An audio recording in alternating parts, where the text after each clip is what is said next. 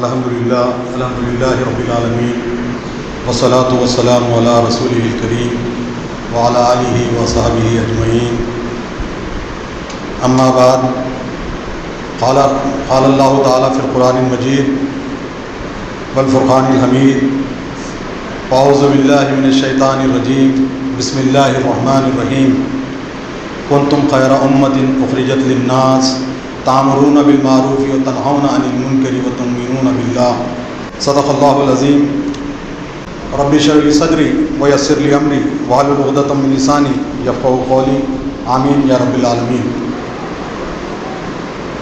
محترم و مکرم حاضرین اکرام، السلام علیکم ورحمۃ اللہ وبرکاتہ۔ تمام تعریفیں اللہ رب العزت کے لیے سزاوار ہیں جو تمام جہانوں کے خالق، مالک اور پالنہار ہیں۔ اسلام ایک خیر خواہی کا مذہب ہے، عدل کا مذہب ہے، مساوات کا مذہب ہے اور اللہ کے بندوں کو اللہ سے رجوع کرنے کی تعلیم دیتا ہے۔ کسی کے ساتھ چھوت چھات نہیں کرتا، سب کو برابری کی نظر سے دیکھتا ہے، لیکن اللہ کے پاس جو معزز و مکرم ہے وہ تقوی والا ہے۔ ان اکرمکم عند اللہ اتقاکم۔ اللہ کے پاس صاحب عزت، صاحب تکریم وہ آدمی ہے جو سب سے زیادہ پرہیزگار ہے، جو سب سے زیادہ اللہ کی فرما برداری میں اپنے آپ کو مشغول رکھتا ہے اور اللہ کی نافرمانیوں سے اپنے آپ کو بچا لیتا ہے۔ عزیزان محترم، ابتدا میں نے سورہ آل عمران کی آیت نمبر 110 کی تلاوت کی، کنتم خیر امۃ اخرجت للناس۔ اے مسلمانوں، تم کو ایک بہترین امت بنا کر برپا کیا گیا ہے تاکہ تامرون بالمعروف، تاکہ تم حکم دو اچھائی کا، وہ تنہون عن المنکر اور برائی سے لوگوں کو روکو، اور وہ تؤمنون باللہ اور اللہ کے اوپر ایمان رکھو، اللہ کے اوپر ہمیشہ قوی ایمان رکھو۔ یہ چیزیں اب خیر والی امت جب ہم کو بنایا گیا ہے اور یہ بہت بڑا درجہ ہم کو عطا کیا گیا کہ ہم کو خیر بنا کر پیدا کیا گیا۔ اب خیر کیا ہوتا ہے؟ خیر صرف اپنی ذات سے خیر خواہی کر لینا، اپنی ذات کی بہتری کو مد نظر رکھنا اور اپنے آپ کو فائدہ پہنچانے کی سوچنا، یہ بھی خیر خواہی ہے۔ لیکن خیر خواہی صرف اپنی ذات تک محدود رکھ لینا یہ خیر خواہی کے زمرے میں نہیں آتا۔ خیر خواہی تو وہ ہوگی کہ آدمی خود اپنے سے بھی خیر خواہی کرے، اپنے اولاد سے بھی خیر خواہی کرے، اپنے خاندان سے بھی خیر خواہی کرے، معاشرے سے بھی خیر خواہی کرے، ابنائے وطن سے بھی خیر خواہی کرے، بندگان رب سے بھی خیر خواہی کرے۔ تو جب یہ خیر امت کی مسند پہ فائز ہوگا تو اس کا چلنا بھی خیر ہوگا، اس کا بولنا بھی خیر ہوگا، اس کا اٹھنا بیٹھنا بھی خیر ہوگا، اس کے گھر میں بھی خیر ہوگا، اس کی محفلوں میں بھی خیر ہوگا، اس کے بازاروں میں بھی خیر ہوگا، اس کے اداروں میں بھی خیر ہوگا، اس کی تجارت میں بھی خیر ہوگا اور اس کی معاشرت میں بھی خیر ہوگا، اس کی عدالت میں اور سیاست میں بھی خیر ہوگا۔ تو یہ خیر کو ہم کو پھیلانا ہے اور خیر کے داعی بننا ہے، ہم کو خیر کی طرف لوگوں کو بلانا ہے۔ اور خیر خواہی کیا ہوگی؟ اللہ کے بندوں کو اللہ کی طرف بلانا، یہ سب سے بڑی خیر خواہی ہوگی۔ اللہ کے بندوں کو جہنم میں جانے سے روکنا، یہ سب سے بڑی خیر خواہی ہوگی۔ اب اس طرح سے ہم جس ملک میں رہتے ہیں وہاں کے بھی کچھ اپنے تقاضے ہوتے ہیں، ان تقاضوں کو رکھتے ہوئے ہم کو اپنے لاہے عمل کو مرتب کرنا پڑتا ہے۔ جب تک ہم ملکی اور معاشرتی ماحول کو مد نظر نہیں رکھیں گے اور اس کے مطابق ہم کوئی منصوبہ نہیں بنائیں گے، اس کے مطابق اپنے آپ میں اپنے پاس ایک لاہے عمل نہیں رکھیں گے تو اس معاشرے میں ہماری اثر پذیری کم ہو جائے گی، ہماری وقت کم ہو جائے گی، ہمارا وزن کم ہو جائے گا اور ہماری اہمیت بھی نہیں کے برابر ہو جائے گی۔ عزیزان محترم، جو ابھی سب سے اہم بات جو میں نے کہی تھی کہ یہاں پہ جو بات رکھی گئی تھی کہ یہ اتحاد کا شرعی دلیل کیا ہے؟ اب یہاں پہ کنتم خیر امۃ اخرجت للناس، تو تم کو خیر امت بنایا گیا۔ خیر بننے کے لیے سب سے اہم جو شرعی دلیل ہوگی کہ وہ ہمارے اندر اتحاد ہو۔ بغیر اتحاد کے ہم خیر نہیں بن سکتے۔ اگر ہمارے اندر ہی ٹوٹ پھوٹ ہو جائے گی، ہم ہی انتشار کا شکار ہو جائیں گے، اور جب ہم باہمی لڑائیوں میں، جھگڑوں میں اور باہمی منافرت میں اپنے آپ کو ملوث کر لیں گے تو پھر ہم نہ خیر بانٹنے والے بنیں گے، نہ خیر کی طرف ہماری قدم اٹھیں گے۔ تو سب سے پہلے خیر بانٹنے کے لیے، خیر امت بننے کے لیے ہم کو اپنی صفوں کے اندر اتحاد لانا پڑے گا۔ اب دیکھیے اتحاد پارا کس طرح سے ہوتا ہے، اتحاد کس طرح سے شیرازہ اس کا بکھرتا ہے۔ اتحاد کا شیرازہ بکھرنے میں سب سے پہلی بات، دنیا میں آپ دیکھ لیجئے جہاں پہ بھی شرک ہوگا وہاں پہ اتحاد نہیں آئے گا، اور یہ تمام اللہ کے بندوں کو اگر متحد کرنا پڑے گا تو شرک کا خلاخما کرنا پڑے گا، شرک کے خلاف آواز اٹھانا پڑے گا، اور جہاں پہ شرک ہوگا شرک کو تباہ و برباد کرنا بہت ضروری ہوگا، اور اسلام یہی سکھاتا ہے ہم کو، اور اسلام کی اولین تعلیم بھی شرک کے خلاف ہے۔ تو سب سے اہم چیز اتحاد ہمارے اندر پیدا ہونے کے لیے، محمود حسن دیوبندی جو مالٹا کے اسیر رہے ہیں، مالٹا جو ایک کالا پانی جس کو کہا جاتا ہے، جو دریائے عبور شور کہتے ہیں، شور کا مطلب پکارنے والی نہیں، شور اصل فارسی میں شور کا مطلب ہوتا ہے نمک کو کہتے ہیں، جس سے شوربہ بھی بنا ہے، یعنی نمکین پانی۔ تو دریائے عبور شور یعنی وہ دریا جو نمکین پانی والا دریا ہے، سمندر ہے، اس کے پار لے آ کے ان کو رکھ دیا جاتا تھا، جس کو کالا پانی بھی کہتے تھے، جو انڈومان نکوبار کی جو جیلیں ہوتی تھیں۔ تو جب تحریک آزادی کا کام شروع ہوا تو علماء نے جب اس کی قیادت سنبھالی تو اس میں جو اولین نام ہم کو دیکھنے میں آتا ہے، ولی اللہ محدث دہلوی کے بعد، ان کے اولاد کے بعد شاہ عبد القادر کے بعد، پھر ان کے جو شاہ اسماعیل شہید کے بعد ہم نام دیکھیں گے تو اس میں سب سے سرخیل جو نام ہم کو نظر آتا ہے حضرت محمود الحسن دیوبندی۔ یہ مفسر قرآن بھی رہے، محدث بھی رہے، اور بڑے درجے کے عالم دین بھی تھے۔ تو وہ جب ان کو قید کر کے مالٹا کی جیل میں ڈال دیا گیا اور وہاں پہ ان کو بہت زیادہ صعوبتیں دی گئی، بہت زیادہ اذیتیں دی گئی ان کو، اور اسی دوران ان کو ایک ٹیوبرکلوسس، ٹی بی جس کو کہتے ہیں، دق کا مرض ان کو لاحق ہو گیا، اور وہ دق کا مرض اتنی آخری درجے تک چلے گیا کہ اب وہ بچنے کے کچھ امکانات نہیں تھے۔ تو انگریزوں نے سوچا کہ اگر ان کی موت قید کی حالت میں ہو جاتی ہے تو ہندوستان میں ایک بہت زیادہ مسئلہ پیدا ہوگا، پورے مسلمان اور دوسرے بھی ابنائے وطن انگریزوں کے خلاف کھڑے ہو جائیں گے۔ تو اس طرح سے انہوں نے ان کو رہا کر دیا۔ رہائی کے بعد جب وہ آتے ہیں اپنے وطن معلوف کو آتے ہیں اور مسلمانوں کے ایک بڑے اجتماع سے مخاطب ہوتے ہیں، تو جب وہ کہتے ہیں کہ میں مالٹا کی اسیری کے دوران، گرفتاری کے دوران میں نے بہت چیزوں کے اوپر غور و خوض کیا، تو مجھے دو باتیں میری سمجھ میں آئیں۔ مسلمانوں کی ذلت اور نکوت کی جو حالت ہے، وہ گراوٹ اور ابتذال کی جو حالت ہے، اس کی دو چیزیں ہیں۔ وہ دو چیزیں میں آپ کے سامنے رکھتا ہوں۔ یہ محمود الحسن دیوبندی نے فرمایا، یہ کہا کہ سب سے پہلی بات، مسلمانوں کے اندر جو نفاق ہے، جو ٹوٹ پھوٹ ہے، انتشار، مسلمانوں کی ذلت کی یہ پہلی چیز ہے۔ اور ایک اہم چیز جو مسلمانوں کے اندر نفاق جو گھر پکڑ لیا ہے اور مسلمان آپس میں انتشار کا شکار ہے، وہ قرآن سے دوری ہے۔ اگر مسلمان اپنے آپ کو ایک با اثر امت کے طور پر، ایک بہت انفلوئنشل ایک امت کے طور پر اپنے آپ کو منوانا چاہتے ہیں تو اپنے باہمی نفاق کو چھوڑنا پڑے گا اور قرآن سے اپنے رشتے کو مضبوط کرنا پڑے گا۔ مفتی شفیع عثمانی رحمۃ اللہ علیہ صاحب معرف القرآن اپنی ایک رسالے وحدت الامت میں لکھتے ہیں کہ جس طرح سے محمود حسن دیوبندی نے دو باتیں کہی ہیں، وہ دراصل دو باتیں نہیں، مسلمانوں میں اتحاد کا پارا ہو جانا، مسلمانوں میں انتشار کا پایا جانا، وہ دراصل قرآن کی دوری کی وجہ سے ہے۔ مسلمان کا اتحاد بھی خراب ہو رہا ہے قرآن کی دوری کی وجہ سے، اور مسلمان ذلت اور پستی میں بھی جا رہے ہیں قرآن کی دوری کی وجہ سے۔ تو سب سے پہلی شرعی دلیل ہمارے پاس اتحاد کی ہوگی تو ہم سب سے پہلے قرآن سے اپنے رشتے کو مضبوط کر لیں گے۔ قرآن سے اپنے رشتے کو مضبوط نہیں کریں گے تو ہمارے اندر، ہماری صفوں کے اندر انتشار ہوگا، اور جب ہمارے اندر انتشار ہوگا تو ظالم لوگ اور ناانصافی کرنے والے لوگ اللہ تعالیٰ کی جانب سے ہمارے اوپر مسلط کر دیے جائیں گے۔ تو آج ہم دیکھ رہے ہیں ہمارے اوپر ظالموں کی اجارہ داری ہے، ظالموں کا ظلم ہم سہ رہے ہیں، اور ظالم روز آئے دن وہ مضبوط سے مضبوط تر ہوتا جا رہا ہے، اور اس کی طاقت و توانائی میں اضافہ ہوتا جا رہا ہے، اور ہماری جو ہماری شکایتیں ہیں اور ہماری جو پکارا ہے، وہ پکارے میں بھی اس میں جو ہے نا، پکارے سے کوئی فرق نہیں پڑ رہا ہے لوگوں کو، اور وہ کبھی سے کبھی تر ہوتے جا رہے ہیں، اور ہم کمزور سے کمزور تر ہوتے جا رہے ہیں. اس کی وجہ کیا ہے؟ اس کی ایک ہی وجہ ہے، بنیادی وجہ، ہم نے توحید سے اپنے رشتے کو مضبوط نہیں رکھا. ہم مختلف توحید، دیکھیے شرک جلی میں بھی اور شرک خفی میں بھی ہم گرفتار ہو چکے ہیں. مختلف طریقوں سے ہم نے جو توحید کی توحید کو پارا پارا کر دیا. مسلکی اختلاف کا ہم شکار ہو گئے. ہمارے پاس اتنا تحمل نہیں رہا.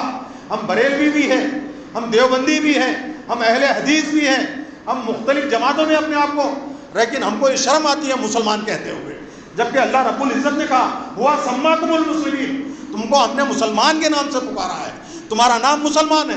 تم سنی نہیں ہو، تم حنفی نہیں ہو، تم اہل حدیث نہیں ہو، تم بریلوی نہیں ہو، تم جو ہے صاحب قرآن کی امانت تمہارے پاس ہے، نبی کا اسوہ تمہارے پاس ہے، اور تمہارا نام ہم نے اہل ایمان مسلمان رکھا ہے.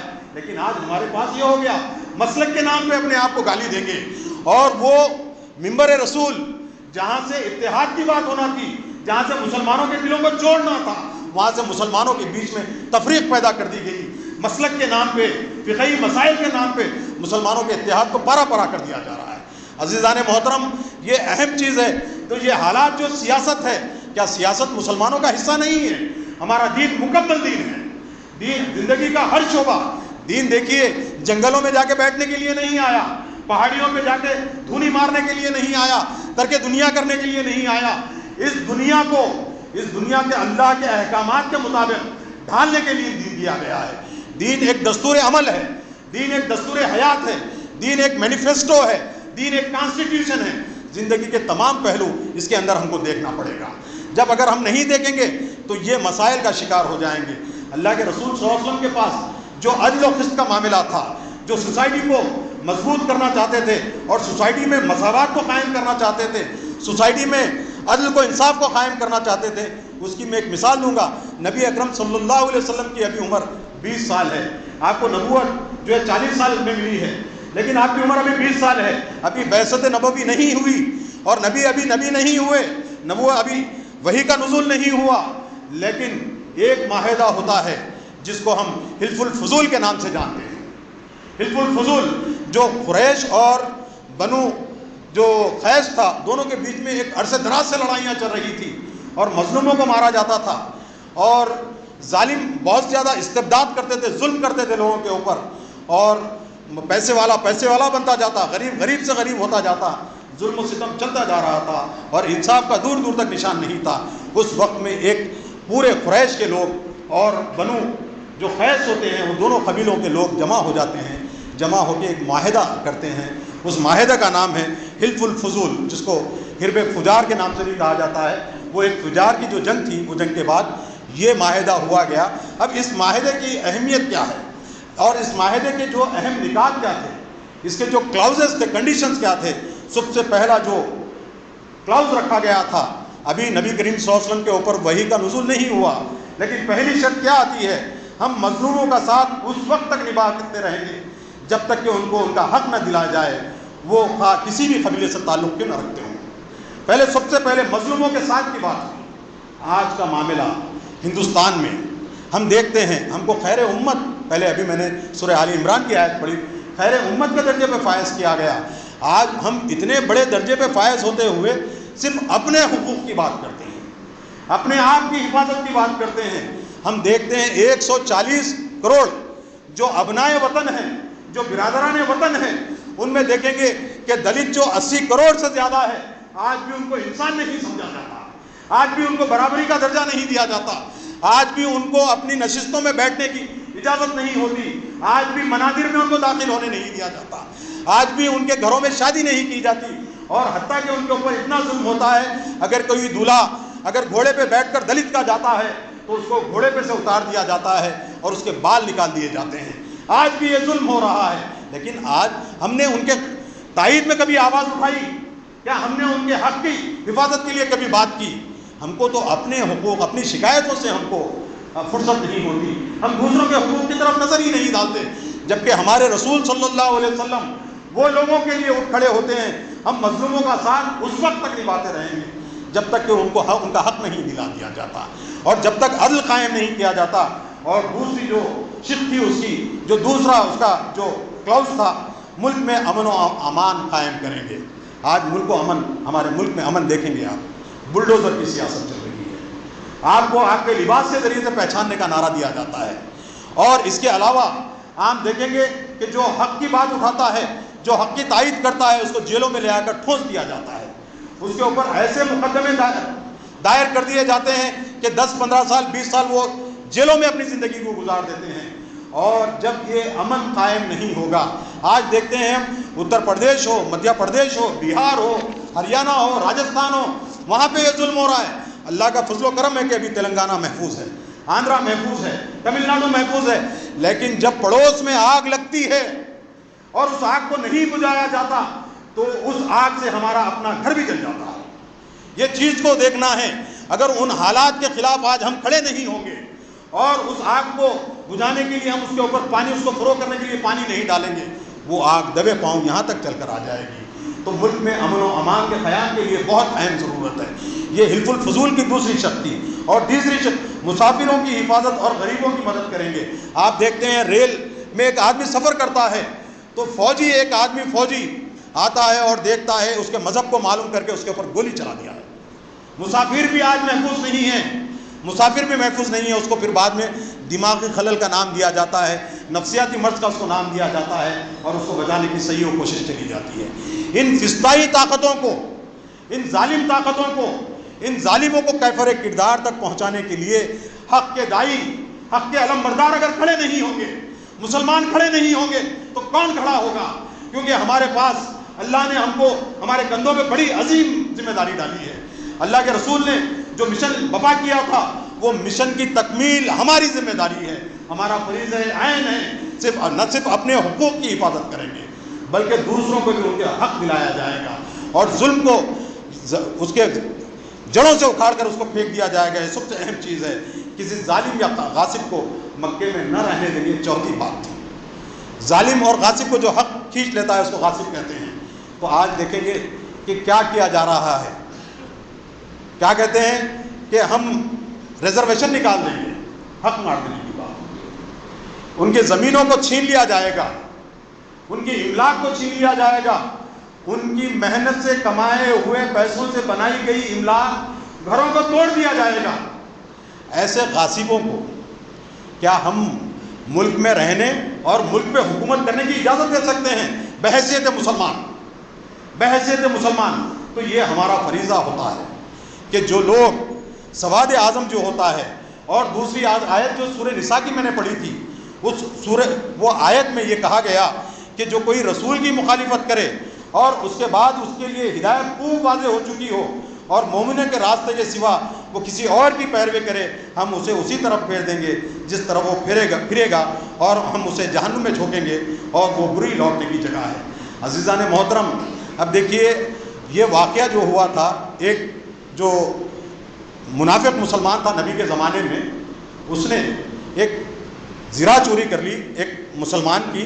جب معلوم ہو گیا کہ اس کی زرہ کی چوری کا پردہ فاش ہو جائے گا اور اس کی چوری پکڑے جائے گی، جب اس کو معلوم ہو گیا، ڈر ہو گیا اس کو، تو اس نے زرہ کیا کی، یہودی کے گھر میں پھینک ڈالی اور اپنے خاندان کے چند لوگوں کو وہاں پہ بھیج کے یہ بات کہتا ہے کہ جاؤ اور 4-5 لوگ، 10-15 لوگ ایک وقت کی شکل میں رسول اللہ صلی اللہ علیہ وسلم کے پاس جاؤ اور جاؤ کہ بتاؤ کہ یہ زرہ جو ہے مسلمانوں، یہ یہودی نے چوری کی اور یہ مسلمان کی زرہ ہے۔ تو وہ پکڑ کے یہودی کو لے کے آتے ہیں اور زرہ بھی اس کے گھر میں سے برآمد ہو جاتی ہے۔ اب اللہ کے رسول صلی اللہ علیہ وسلم، وہ یہودی کیونکہ اس کے پاس سے مال مسروقہ بھی نکلا ہے، چوری کا مال بھی نکلا ہے، اللہ کے رسول صلی اللہ علیہ وسلم یہودی کے خلاف فیصلہ سنانے والے رہتے ہیں۔ یہ سورہ نساء کی آیت نمبر 115 نازل ہو جاتی ہے۔ اب اس میں دیکھیے بعض دفعہ شواہد ایسے اکٹھے کیے جاتے ہیں کہ آدمی حق پہ ہو کر بھی وہ جو ہوتا ہے انصاف سے محروم ہو جاتا ہے، اور یہ چیز رسول اکرم صلی اللہ علیہ وسلم وہ حقائق کے مد نظر رکھتے ہوئے وہ یہودی کے خلاف فیصلہ دینے والے ہوتے ہیں، لیکن اللہ نے رسول اکرم صلی اللہ علیہ وسلم کو، کیونکہ معصوم عن الخطا ہوتے ہیں پیغمبر، وہی کے ذریعے سے ان کی رہنمائی ہدایت کر دی جاتی ہے، وہی نازل ہوتی ہے، اور رسول اکرم صلی اللہ علیہ وسلم یہودی کو بری کر دیتے ہیں۔ تو یہ منافق پہ بہت زیادہ شار گزرتا ہے، بہت زیادہ شاخ گزرتی ہے۔ یہ بات گزرنے کے بعد وہ مسلمانوں کو چھوڑ دیتا ہے اور کفاران قریش مکہ کی طرف بھاگ جاتا ہے، جا کے کافروں کو اکٹھا کرتا ہے۔ آج ہمارے پاس دیکھیے بات بہت زیادہ اتحاد کی کریں گے، لیکن جہاں پہ مطلب آ گئی بات، جہاں پہ اقتدار آ گیا، چھوٹا سا رتبہ آ گیا، اپنے گھر کی چھوٹی سی فلاح کی بات آ گئی، آج ہم اس سواد اعظم کو ہم پیچھے ڈال دیتے ہیں، اور جو صحابہ کی جو سنتوں کو چھوڑ دیتا ہے، والجماعت جو ہے صحابہ کی جماعت ہے، اور جو صحابہ کی والجماعت کے راستے کو چھوڑ دے گا وہ مسلمانوں کی سب سے باہر ہو جاتا ہے۔ تو یہ سواد اعظم کیا ہے؟ آج پورے ملک کے مسلمان ایک جگہ ہو چکے ہیں، اور پورے مسلمان ہی نہیں، جو مظلوم طبقات ہیں، جو محروم طبقات ہیں، جو پسماندہ طبقات ہیں، وہ تمام مل کر ایک فسطائی طاقت کو اقتدار سے محروم کرنے کی کوشش میں لگے ہیں۔ اس وقت اگر ہم اپنے فرائض کو بہتر طریقے سے انجام نہیں دیں گے تو پھر ان ظالموں کو اللہ تعالیٰ ہماری نفاق کی صورت میں ہمارے اوپر مسلط کر دے گا۔ آج یہ جو طاقتیں، فسطائی طاقتیں اور یہ ظالم طاقتیں ہمارے اوپر جو نافذ ہیں، ہمارے اوپر مسلط کر دی گئی ہے، ہمارے انتشار کی وجہ سے ہیں۔ آج بھی دیکھیے ہندوستان کی پارلیمان میں مسلمان اگر متحد ہو کر ووٹ دیتا ہے تو 120 مسلمان پارلیمنٹ میں جا سکتے ہیں۔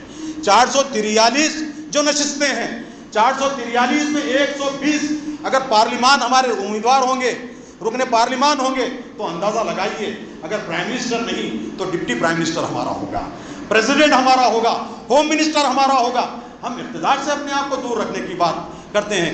جب ہم اپنے حصے کا کام نہیں کریں گے اور اپنی ذمہ داریوں کو ہم ادا نہیں کریں گے، اپنے فرائض کو ہم ادا نہیں کریں گے اور صرف حق مانگتے رہیں گے تو حق ملنے والا نہیں ہے۔ ہم کو اپنے فرائض ادا کرنا ہے، پھر اس کے بعد حق کو۔ اللہ کے رسول صلی اللہ علیہ وسلم کی اور ایک مثال دیتا ہوں۔ ابھی نبی کریم صلی اللہ علیہ وسلم جو ہے مدینہ نہیں گئے، ابھی جو ہے مسلمانوں کی ریاست قائم نہیں ہوئی۔ نبی اکرم صلی اللہ علیہ وسلم ایک عراشی نامی ایک جو آدمی تھا، ٹریڈر تھا، ایک مرچنٹ تھا، تاجر تھا، اپنے اونٹ لا کر بیچتا ہے اور وہ اونٹ ابو جہل خرید لیتا ہے اور اس کی رقم اس کو ادا نہیں کرتا، تو وہ آ کے ایک دن 2 دن لوگوں سے لگاتے جاتا ہے، دہائی دیتا ہے، لوگوں سے التجا کرتا ہے، درخواست کرتا ہے کہ میرے پیسے دلا دیے جائیں۔ تو ایک دن آتا ہے تو نبی کریم صلی اللہ علیہ وسلم کعبے کے پاس ایک کونے میں بیٹھے ہوئے ہیں اور مشرکان مکہ وہاں پہ بیٹھے ہوئے ہیں۔ وہ مشرکان مکہ کے پاس جاتا ہے، کہتا ہے میں ایک مسافر ہوں، تجارت کے لیے یہاں پہ آیا تھا، میرے اونٹوں کو میں نے بیچ دیا لیکن میرا مال کے پیسے ابھی تک نہیں ملے، میرے پیسے دلا دو۔ تو نبی کا مذاق اڑانے کے لیے، وہ صرف تمسخر اڑانے کے لیے کہتے ہیں، وہ دیکھ رہے نا وہ کونے میں جو آدمی بیٹھا ہوا ہے اس کے پاس چلے جاؤ، وہ تمہارا مال دلا دے گا۔ تو وہ آرزو سے، بالکل امید سے وہاں پہ جاتا ہے، اس کو نہیں معلوم وہ کیا چاہتے ہیں۔ نبی کریم صلی اللہ علیہ وسلم کے پاس وہ جاتا ہے اور نبی کریم صلی اللہ علیہ وسلم سے اپنی ارتجاعت رکھتا ہے۔ نبی کریم صلی اللہ علیہ وسلم اس کا ہاتھ پکڑ کر لے جاتے ہیں اور ابو جہل کے گھر پر کھٹکا لگاتے ہیں، دستک لگاتے ہیں۔ ابو جہل باہر آتے ہی کہتا ہے اس آدمی کے پیسے ابھی فی الفور ادا کر دو۔ تو نبی کا رعب اس کے اوپر اتنا طاری ہو جاتا ہے، خوف زدہ ہوتا ہے، پورے جاتا ہے، پیسے پورے لا کر دے دیتا ہے۔ نبی اکرم صلی اللہ علیہ وسلم نے جب نہیں دیکھا کہ یہ مسلمان ہے، یہ کافر ہے، جب بھی ظلم ہوتا ہے، ظلم کو پنجوں کو روکنا، اس کو پکڑنا، اس کے ہاتھوں کو توڑنا، یہ مسلمان کا فریضہ ہے، یہی اسوہ نبی ہے۔ آج ظلم مسلمان پہ نہیں، تمام برادران وطن پہ ہو رہا ہے۔ تو اسی طرح سے اپنی جو حق رائے دہی ہے، اپنا ووٹ ہے، اس کو میں یہ دینی فریضہ تو نہیں کہوں گا، لیکن یہ ہماری وطن میں رہنے کی وجہ سے یہ ہمارا جو ذمہ داری ہے، بحیثیت ایک ذمہ دار شہری یہ ہمارا فریضہ ہے کہ ہم اس ملک کو نجات دلائیں ظالموں سے، فرقہ پرست طاقتوں سے، اور ان کو بہتر طریقے سے ان کی جڑوں سے ان کو اکھاڑ کر پھینکنے کی کوشش کریں۔ یہ سب سے اہم چیز ہے۔ اس کے بعد اور ایک دیکھیں گے میثاق مدینہ۔ نبی کریم صلی اللہ علیہ وسلم جب جاتے ہیں مدینہ کی طرف تو میثاق مدینہ، جب کتنے مکہ سے مدینہ کو جو آئے تھے 53 لوگ تھے جن کے اندر مواقعات قائم کی گئی، اور میثاق مدینہ سب سے بڑا چارٹر ہے، جو دنیا کا سب سے بڑا پہلا معاہدہ ہے۔ اس معاہدے میں اللہ کے رسول نے یہ، جب یہودی 3 قبیلے یہودیوں کے تھے تو یہودیوں سے آپ نے ایگریمنٹ کیا۔ کس واسطے ایگریمنٹ کیا؟ کہ مسلمانوں کو دعوت دین کے لیے آسانی ہو جائے اور مسلمان اپنے پیروں پہ کھڑے ہو جائیں۔ کیا آج ہم اپنے جو غیر فرقہ پرست طاقتیں ہیں، جو مسلمانوں سے ہمدردی رکھتی ہیں، ان طاقتوں سے ہم ہاتھ ملاتے ہوئے، سمجھوتا کرتے ہوئے، اسوہ رسول پہ چلتے ہوئے، کیا مسلمانوں کی کھوئی ہوئی طاقت کو، ان کو مجتمع کرتے ہوئے ان کے پیروں پہ کھڑا نہیں کر سکتے؟ آج کیوں کس طرح سے اپنی 1.5 اینٹ کی مسجد زرار ہم قائم کر رہے ہیں، پورے علماء ایک جگہ کھڑے ہوئے ہیں، پوری ملت ایک جگہ ہے، لیکن اپنا ایک نعرہ نکلتا ہے، اپنی 1 اینٹ کی مسجد، 1.5 اینٹ کی مسجد یہی لگائی جاتی ہے۔ یہ کیا معاملہ ہے؟ مسلمانوں کو اللہ کے فرمایا گیا ہے مسلمان اللہ کی فراست سے دیکھتا ہے، اللہ کے نور سے دیکھتا ہے۔ کیا پھر یہ چراغ بجھ چکے ہیں ہمارے؟ اے دور پھر ہو روشن ورنہ ہنسی اڑے گی، کس کا چراغ ہو کر کب سے بجھا ہوا ہے. آپ کے پاس قرآن ہے, آپ کی بصیرت کے چراغ روشن ہیں, اسوہ رسول ہے, تو کیا اپنی صفوں میں چھپے ہوئے منافقوں کو بھی ہم نہیں ڈھونڈ سکتے؟ اور جو ہمارے ولی خواہ ہیں, ہمدرد ہیں, ان کے کیا ہم ہاتھ مضبوط نہیں کر سکتے؟ تو یاد رکھیے یہ اہم چیز ہے. اس چیز کو جب تک نہیں کریں گے ہم, اور جمہوریت کے اندر ہوتا ہے, جمہوریت کے اندر خرابیاں ہیں. ایک زاہد آدمی, ایک متقی آدمی کے برابر ایک زانی کو بھی لا کے کھڑا کر دیا جاتا ہے, ایک شرابی کو بھی کھڑا کر دیا جاتا ہے, سب برابر کر دیے جاتے ہیں. یہ سب برابری کا معاملہ. لیکن اس کے اندر جتنی بھی خرابیاں ہیں اس کے باوجود تھوڑی سی اچھائیاں جو اسلام والی کیفیات ہے اس کے اندر پائی جاتی ہے. کیا ہے وہ؟ شرائیت سے کام ہوتا ہے. آدمی کو اظہار رائے کی آزادی دی جاتی ہے, آدمی کو اپنے مذہب پہ چلنے کی اور اپنے طریقوں پہ چلنے کی آزادی دی جاتی ہے. تو اس آزادی کی برقراری کے لیے ہم کو ایک کلیدی کردار ادا کرنا ہے, اور اپنے جو یہاں کا جو نظام حکومت ہے وہ جمہوریت ہے, اس جمہوریت میں ہم کو اپنے ووٹ کو بہتر طریقے سے استعمال کرنا ہے. نہ کسی کے جو دل فریب نعروں میں آنا ہے, نہ کسی کے گمراہ کن اشتہاروں میں جانا ہے, نہ کہ اپنی عزیز جو بولتے ہیں خرابتداری کو دیکھنا ہے, دیانت داری جو سب میں. اب دیکھیے پورے, کیونکہ یہ سیاست ایسی چیز ہے اس میں اچھے لوگ ملنا بہت ہی مشکل ہو گیا ہے آج کی سیاست کے حساب سے. لیکن اس میں جو سب سے اچھا ہے, جو سب سے بہتر ہے, اس کو ووٹ آپ دے سکتے ہیں. اس کو ووٹ کے ذریعے سے آپ کو کیا ہوگا, آپ اس ووٹ کے ذریعے سے کیا کریں گے, اپنے آپ کو با اختیار بناتے ہیں. کیونکہ کس طرح سے با اختیار بناتے ہیں, آپ کا نمائندہ ایوان میں جاتا ہے اور جب قانون سازی ہوتی ہے اس قانون سازی میں وہ مدد کرتا ہے, اور اگر آپ کے خلاف کچھ چیز جا رہی ہے تو اس قانون کو بدلنے کی وہ کوشش کرتا ہے. اگر آپ ووٹ نہیں ڈالیں گے اور چاہتے ہیں کہ CAA جیسا قانون نہ آئے, NPR نہ ہو, ٹرپل طلاق نہ آئے, اور پھر UCC بھی نہ آئے, مگر میں ووٹ بھی نہ ڈال دوں, تو پھر یہ چیز ہو جائے گی. ہم نے نکاح کے ذریعے سے ہم دیکھتے ہیں کہ جو 2014 سے پہلے جب 90 ارکان پارلیمان مسلمانوں کے تھے وہاں پہ, آج وہاں پہ 24-25 رکن پارلیمان ہو چکے ہیں. وجہ کیا ہے کہ ایک مسلمان کے مخالفت میں 4-5 مسلمانوں کو کھڑا کیا جا رہا ہے, ان کو اسپانسر کر کے, تاکہ مسلمان کے ووٹ انتشار کا شکار ہو جائے اور کوئی مسلمان رکن پارلیمان ایوان میں داخل نہ ہو سکے. تو ان سیاسی حرفوں کو, ان سیاسی ہتھ کنڈوں کو ہم کو دیکھنا پڑے گا. میں مسجد کے ذریعے سے یہ باتیں کر رہا ہوں, یہ بالکل عین دین کی بات کر رہا ہوں, معاشرے کی بھلائی کی بات کر رہا ہوں. اگر کوئی سمجھے گا کہ خالی تسبیح لے کے مصلی پہ بیٹھ جائے, ملا کی اذان اور ہے, مجاہد کی اذان ہو. ملا کی الفاظ و معنی میں کوئی تفاوت نہیں, کوئی الفاظ و معنی میں تفاوت نہیں کوئی, ملا کی اذان اور ہے, مجاہد کی اذان اور. یہ روایتی عبادت, یہ عادت والی عبادت معاشرے کو تبدیل نہیں کر سکتی. ہمارے اندر یقین آنا پڑے گا, ہمارے اندر یقین محکم پیدا ہونا پڑے گا. ہماری کوشش کے بعد ہم یہ نتائج کو اللہ کے حوالے کریں گے. جس طرح سے نبی نے 313 کو میدان جنگ میں لا کر کھڑا کر دیا, اور اس کے بعد نبی نے ہاتھ اٹھائے اللہ کے دربار میں اور دعا کی, مدد کی, تو اسی طرح سے ہم اپنے ووٹوں کو متحد رکھتے ہوئے اللہ سے ان فسطائی فرقہ پرست اور ظالم طاقتوں کو کیفر کردار تک پہنچانے کی دعا کرنا, یہ سب سے اہم ہے. ہم کو نمائندگی دے, اور سیکولرزم کے بارے میں مختلف رائے ہم کو دیکھنے میں آتی ہیں. جو سیکولرزم جو ہوتا ہے, جو آپ دیکھیں گے کمیونزم جس کو کہتے ہیں, وہ کمیونزم یہاں پہ نہیں ہے. سیکولرزم کا یہاں پہ ہمارے دستور کے مطابق جو ڈیفینیشن ہے, وہ ڈیفینیشن یہ ہے کہ ریاست کا کوئی سرکاری مذہب نہیں ہوگا, ریاست کا کوئی سرکاری مذہب نہیں ہوگا, ہندو مذہب نہیں, اسلام نہیں, کوئی بھی نہیں. تو اسی طرح سے یہ سیکولرزم پورے مواقع فراہم کرتا ہے مسلمان کو اپنی دعوت دینے کے لیے, حق کی طرف اس کو بلانے کے لیے لوگوں کو, اور اپنے دین پہ چلنے کے لیے, لوگوں کو انصاف دلانے کے لیے.